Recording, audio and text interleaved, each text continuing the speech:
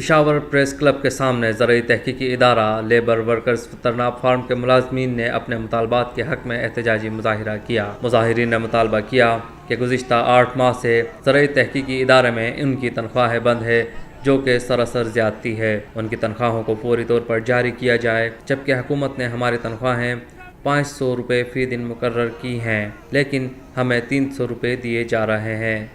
محکمے کے ٹوٹل ملازمین 80 ہیں، لیکن ہمارے افسران 280 ملازمین کی تنخواہیں لے کر ہڑپ کر جاتے ہیں۔ مظاہرین کا کہنا تھا کہ ہمیں مستقل کیا جائے، اور اگر ہمارے مطالبات نہ مانے گئے تو ہم جی ٹی روڈ کو 3 دن کے لیے بند کر دیں گے۔ اس موقع پر ترناب فارم کے ملازم عرفان نے ذرائع ابلاغ عامہ کے نمائندے سے گفتگو کرتے ہوئے کہا، سر ہمارا احتجاج اس حوالے سے ہے کہ یہ مزدور لوگ یہاں جو جمع ہے، یہ اس لیے جمع ہے کہ ان کی تنخواہیں 7 مہینے سے بند ہے، جو کہ یہ فاقہ کرنے پر مجبور ہو گئے ہیں۔ اسی وجہ سے یہ پریس کلب پشاور آئے ہیں کہ ان کے مطالبے جو ہے وہ منظور کیے جائیں۔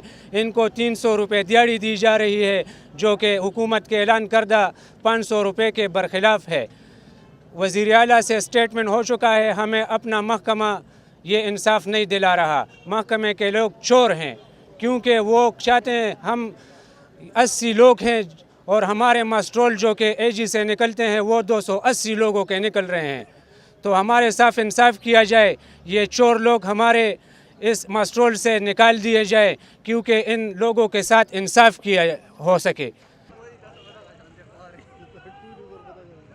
کو مستقل کیا جائے، یہ 20 سال سے 15 سال سے 18 سال سے اب اس محکمے میں ڈیوٹی سر انجام دے رہے ہیں، اس محکمے کی خدمت کر رہے ہیں، لیکن ابھی تک ان کی کوئی سنوائی نہیں ہوئی۔ جمال شاہ نے میڈیا کے نمائندے سے گفتگو کرتے ہوئے کہا، ہمارے مسائل جو حل نہیں ہوئے تو ہم ہو سکتا ہے جی ٹی روڈ بلاک کریں، اور 3 دن کے لیے بلاک کریں گے۔ ہمیں گورنمنٹ سے مطالبہ ہے کہ ہمارے جلد سے جلد مطالبہ پورا کریں، کہ نہیں پورا ہو سکا تو ہم پورے 3 دن جی ٹی روڈ بلاک کریں گے۔